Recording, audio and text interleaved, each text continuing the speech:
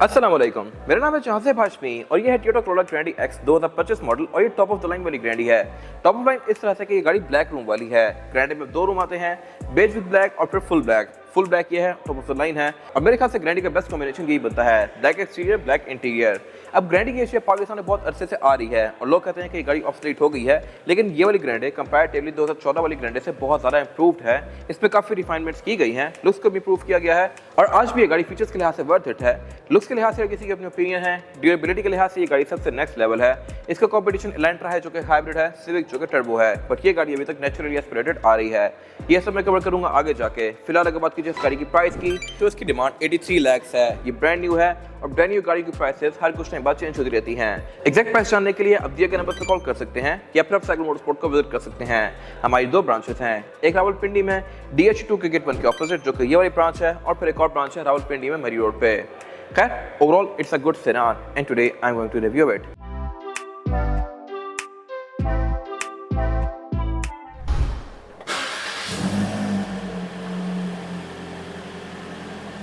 Let's start with the exterior of this car. Looks के लिहाज से किसी की अपनी ओपिनियन है इस गाड़ी के बारे में, बट इसमें कुछ चीज़ें अपनी एज शो करती हैं। जैसा कि इस गाड़ी में क्रोम बहुत ज़्यादा दिया गया है, जो कि इस एरा में तो बहुत ज़्यादा इन था, बट अब गाड़ी में या तो मैट फिनिश या ब्लैक कलर्स या फिर बॉडी कलर्स ही बहुत ज़्यादा चल रहे हैं। अगर आप नई सिविक देखें तो वो गाड़ी भी क्रोम ना होने के बराबर ऑफर करती है। नई इलेंट्रा में कम है, नई सोनाटा में कम है और इसमें बहुत ज़्यादा दिया गया है। लुक्स के लिहाज से लग तो अच्छा रहा है, बट ये अब चीज़ थोड़ी सी आउट हो गई है। बाकी इसके अलावा ये फिर से फॉलो वर्जन है तो इसकी हेडलाइट्स अपडेटेड हैं, लेकिन इसको 2021 में एक और बार भी अपडेट किया गया था जिसमें इसका फ्रंट बम्पर और बैक बम्पर चेंज कर दिए गए थे। फ्रंट बम्पर में इसके ब्लैक वाला पोर्शन ऐड कर दिया गया था, जो कि ब्लैक कलर में ब्लैक ही है तो नजर नहीं आ रहा, वरना व्हाइट में ये वाला एरिया ब्लैक होता है। और इसके अलावा इसकी साइड पे एक्सटेंशंस भी दे दी गई थी जो कि इसकी लुक्स को बेहतर बना रही हैं। बाकी फीचर्स के लिहाज से गाड़ी डिसेंट ऐसे है कि इसकी हेडलाइट्स प्रोजेक्टर लैंप के साथ हैं, इनमें DRL दे दी गई हैं, फॉग लैंप भी इसके LED में है, लेकिन फ्रंट पे ये गाड़ी पार्किंग सेंसर वगैरह ऑफर नहीं करती, जो कि होते तो मेरे ख्याल से अच्छी बात थी। पाकिस्तान में इस कैटेगरी में मोस्टली कार ऑफर नहीं कर रही, बट इसमें आज तो बहुत अच्छा था। बाकी फ्रंट कैमरा इसमें दिया गया है और इसमें ऊपर यहाँ पे एक सेंसर आता है और ये सेंसर बेसिकली इसके रेन सेंसिंग वाइपर्स का है। वाइपर्स में बारिश को सेंस करके ऑटोमेटिकली ऑन और ऑफ होते हैं। ये फीचर सिविक में नहीं आता। और अगर बात की इसकी साइड प्रोफाइल की, तो यहाँ भी with the passage of time काफ़ी सारी रिफाइनमेंट्स की गई हैं। एक तो रिफाइनमेंट ये है कि शुरू में इसका रिम 15 इंच का था, 2017 के बाद से इसको 16 इंच का कर दिया गया। फिर इसके अलावा इस गाड़ी में यहाँ पे एक डुअल VVTi का बैच आता था, अब रिमूव कर दिया गया है। I am not sure why, हालांकि टेक्नोलॉजी इसकी डुअल VVTi ही है, इंजन सेम टू सेम आ रहा है, पता नहीं बैच क्यों हटा दिया गया यहाँ से। फिर इसके साइड मिरर पहले ऑटो रिट्रैक्टेबल नहीं थे, अब ये ऑटो रिट्रैक्टेबल हैं, यानी कि गाड़ी को लॉक अनलॉक करने के साथ साथ ये ऑटोमेटिकली फोल्ड अनफोल्ड होते हैं। तो ये वो रिफाइनमेंट्स हैं जो कि इसको टाइम के साथ अपडेटेड रखने के लिए की गई थी बाहर। फिर इसके अलावा इसके साइड में साइड स्कर्ट्स भी ऐड कर दी गई थी जो कि 2015 में नहीं थी। और अगर बात की जाए साइड प्रोफाइल की साइज के लिहाज से ये गाड़ी एक C सेगमेंट की सेडान है। डायरेक्ट कॉम्पिटिशन इसका सिविक और इलेंट्रा है, लेकिन अब ये साइज के लिहाज से सबसे छोटी है। पहले सिविक इसके बराबर थी, अब उसको ज़्यादा बड़ा कर दिया गया है 11 चैन में। इलेंट्रा ही पहले छोटी थी, अब उसको भी बड़ा कर दिया गया है, तो इसकी अब नई शेप आने की बहुत ज़्यादा ज़रूरत हुई है। ये गाड़ी 2014 से आ रही है और ऑलमोस्ट इसको 11 साल हो गए हैं। बाकी एंट्री और एग्जिट इसमें आसान है, सिविक से ज़्यादा इजी है। आप अपनी हाइट पे इसमें बैठ सकते हैं, सिविक थोड़ी नीचे होती है इससे। और इसके अलावा इसमें एक और चीज़ भी है जो कि सिविक में नहीं आती, वो ये है कि इसके रेयर बेंचेस 60-40 के स्प्लिट के साथ हैं। इनको फोल्ड करके आप इसकी ट्रंक कैपेसिटी को और ज़्यादा स्पेशियस बना सकते हैं। ये चीज़ इसके छोटे वर्जन में भी नहीं आती, ना इवन ऑल्टिस ऑफर करती है, XLH GRI में तो वैसे भी नहीं आती, तो ये मेरे ख्याल से एक अच्छी चीज़ है। बाकी गाड़ी सनरूफ ऑफर करती है, साइड पे काफ़ी सारी क्रोम की स्ट्रिप्स दी गई हैं, रिम में भी क्रोम है। और अगर बात की जाए इस वाले एरिया की, तो यहाँ पे भी गाड़ी बिल्कुल बेसिक सी है। फ्यूल टैंक इसमें 55 लीटर्स का आता है, लेकिन ग्रैंडी के बारे में एक बेस्ट चीज़ ये है कि इसका सस्पेंशन काफ़ी सॉफ्ट है। खड्डों पे गाड़ी आपको बिल्कुल फील नहीं करवाती खड्डे, जबकि सिविक वगैरह जोर से लगती हैं। और इसके अलावा इसमें बैक पे 4 लोग भी बैठ जाएं तब भी ये गाड़ी की खास नीचे नहीं लगती, जबकि सिविक 2 लोग बैठने भी नीचे लगने लग जाती है। तो इस वजह से ये गाड़ी पाकिस्तान में बहुत सारा इन है।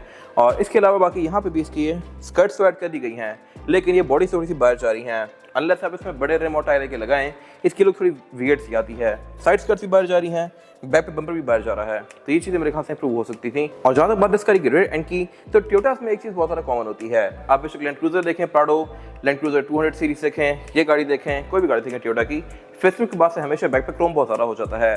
पहले प्राडो 2009-10 में जो थी उसमें क्रोम ना होने के बराबर था। 2000 जब उसको 14 में फेसलिफ्ट कर दिया गया था तो उसमें बैक पे क्रोम की फिल बहुत बड़ी कर दी गई थी। इसी तरह वियर्ड जो है वो 2009-10 में बिल्कुल वैसी थी बैक पे, फेसलिफ्ट होने के बाद उसमें भी बैक पे क्रोम अच्छा खासा कर दिया गया। Same goals for this car. पहले इसकी टेल लाइट्स बिल्कुल सिंपल सी थी और क्रोम की फिल ये काफ़ी बड़ी थी, लेकिन फेसलिफ्ट के बाद इसकी टेल लाइट्स में भी क्रोम डाल दिया गया। ये वाला क्रोम की स्ट्रिप जो थी ये एंड टू एंड कंटिन्यू कर दी गई। और बाकी इसके अलावा यहाँ पे जो और इम्प्रूवमेंट्स थी वो इसके बम्पर्स में हैं।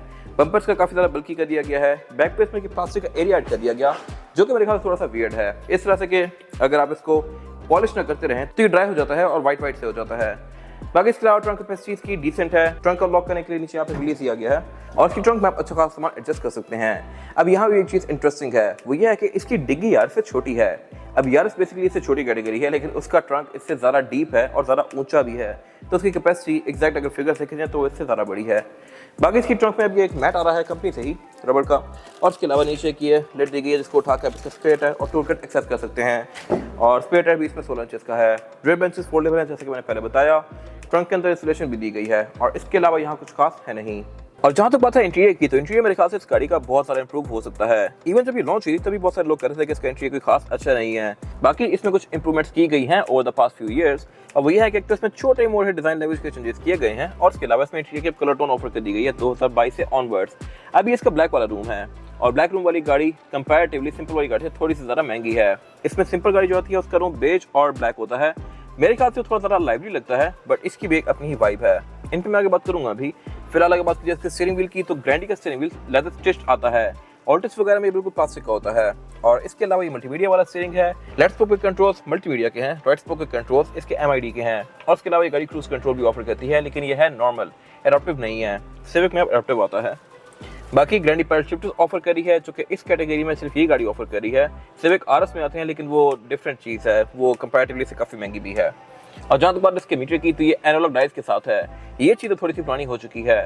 मोस्टली गाड़ियाँ स्क्रीन ऑफर करी हैं, जो कि इसमें नहीं दी गई प्रॉपर एक बड़ी सी स्क्रीन। और जहाँ तक बात है मीटर की हाउसिंग की, तो ये इसकी सॉफ्ट टच पैडिंग की फिनिश में है। एयरबैंड्स के अंदर इसके क्रोम की फ्रिल्स आती हैं, जो कि सिर्फ ग्रैंडी ऑफर करती है। छोटे वर्जन में ये प्लास्टिक के होते हैं, और बीच में फिर ये मल्टीमीडिया स्क्रीन दी गई है, जो कि साइज के लिहाज से भी डिसेंट है और फीचर्स के लिहाज से भी। फीचर्स के नाम पे इसमें Bluetooth, aux, navigation, USB, front camera, back camera और इंटीरियर का कैमरा भी आता है। फिर इसके अलावा नीचे क्लाइमेट कंट्रोल दिया गया है, जो कि ऑटोमेटिक है। USB और चार्जिंग का पोर्ट दिया गया है। गियर सिलेक्शन जो है इसमें वो है P, R, N, D, और D में करके आप इसको यहाँ से भी मैनुअली चला सकते हैं, और यहाँ से भी आप इसको मैनुअली चला सकते हैं स्टीयरिंग व्हील से। पीछे की हैंड ब्रेक दी गई है, जो कि ट्रेडिशनल है, और इस कैटेगरी में सिर्फ यही गाड़ी लगी है जो कि अभी तक ये वाली ऑफर करी है। सिविक और एलेंट्रा दोनों में इलेक्ट्रॉनिक हो गई है। साथ कप होल्डर्स हैं, स्पोर्ट मोड दिया गया है। सेंटर कंसोल का स्पेस के लिहाज से बस ठीक है। सीट्स भी कंफर्टेबल हैं, और ये है भी लेदर की फिनिश में, बट ये है manually adjustable. Electronically adjustable seats अगर होती है मेरे ख्याल से बहुत बेहतर था। एलेंट्रा ऑफर कर रही है। बाकी इसमें जो रूफ लाइनर है ये थोड़ा ग्रे सा है, सिंपल गाड़ी में ये बेच आता है। विंडोज में ड्राइवर की सिंगल टैप वाली है, बाकी सारी विंडोज नॉर्मल हैं। स्पीकर्स में 6 आते हैं, 4 डोर्स में 2 ट्वीटर्स आते हैं इसमें, और इसके अलावा साइड में बेस के रिट्रैक्टेबल हैं। बाकी छत में ये गाड़ी सनरूफ ऑफर करती है। केबल लाइट्स इस गाड़ी में ज़्यादा आती हैं। टोटल अगर गिनी जाए तो इसमें 7 केबल लाइट्स आती हैं, जबकि इसके छोटे वर्जन वगैरह सिर्फ 2 ही ऑफर करते हैं, एक यहाँ पे और एक यहाँ पे। इसमें 7 इस तरह से हैं कि 2 यहाँ दी गई हैं, एक सेंटर में है, फिर 2 बैक पे हैं, और फिर इसमें 2 यहाँ पे वैनिटी मिरर्स के साथ भी दी गई हैं। और इसके अलावा एयरबैग्स का में टोटल 2 हैं, एक स्टीयरिंग में और एक डैशबोर्ड में। और अब अगर बात कीजिए इसमें रेयर पैसेंजर्स की सीटिंग कैपेसिटी की, तो ये भी बैक पे ठीक है। यहाँ मेरे पास लेग रूम का भी कोई खास इशू नहीं है, और हेड रूम का भी। चौड़ाई के लिहाज से भी गाड़ी डिसेंट है, और इसमें बैक पे 3 लोग कंफर्टेबली बैठ सकते हैं, क्योंकि इसका फ्लोर बेड भी फ्लैट है, और इसकी साइड पे भी जगह काफ़ी सारी दी गई है। बाकी इसमें फीचर्स बस ठीक हैं बैक पे, इस तरह से कि इसमें सेंटर कंसोल आता है, पावर आउटलेट आते हैं, लेकिन एयर वेंट्स नहीं आ रहे। सिविक काफ़ी पहले से ऑफर कर रही है, और इसमें एक चीज़ एक्स्ट्रा है, जो कि इसकी रिक्लाइनेबल सीट्स हैं। इनको आप फोल्ड करके इसकी ट्रंक कैपेसिटी को ज़्यादा स्पेशियस बना सकते हैं। ये चीज़ बहुत ही कम गाड़ियाँ ऑफर करती हैं इस कैटेगरी में। बाकी बैक पे केबल लाइट्स हैं, सीट बेल्ट्स हैं, ISOFIX के पोर्ट्स हैं, एयरबैग्स वगैरह यहाँ पे ऑफर नहीं होते। और अब अगर बात की जाए इस गाड़ी के इंजन की, तो इंजन के लिहाज से भी ये गाड़ी काफ़ी इंटरेस्टिंग है। इसमें इंजन 1300 भी आ रहा था एक्सएल GLI में, 1600 आता है BB ऑल्टिस में, और फिर 1800 सीसी वाला इंजन ये है। फिर इसमें 2000 सीसी इंजन भी आता था करोड़ा में पहले।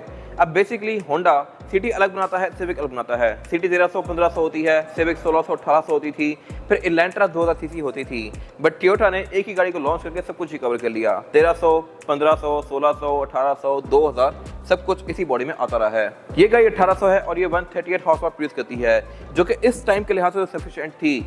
सिविक भी तब 1800 होती थी, इलेंट्रा भी तो छोटा इंजन ऑफर करती थी, जबकि अब इलेंट्रा 1.6 हाइब्रिड हो गई है, जो कि बहुत तेज है। सिविक 1.5 टर्बो हो गई है, जो कि अगेन बहुत तेज है। तो उस लिहाज से ये इंजन थोड़ा ओवरशैडो हो गया है।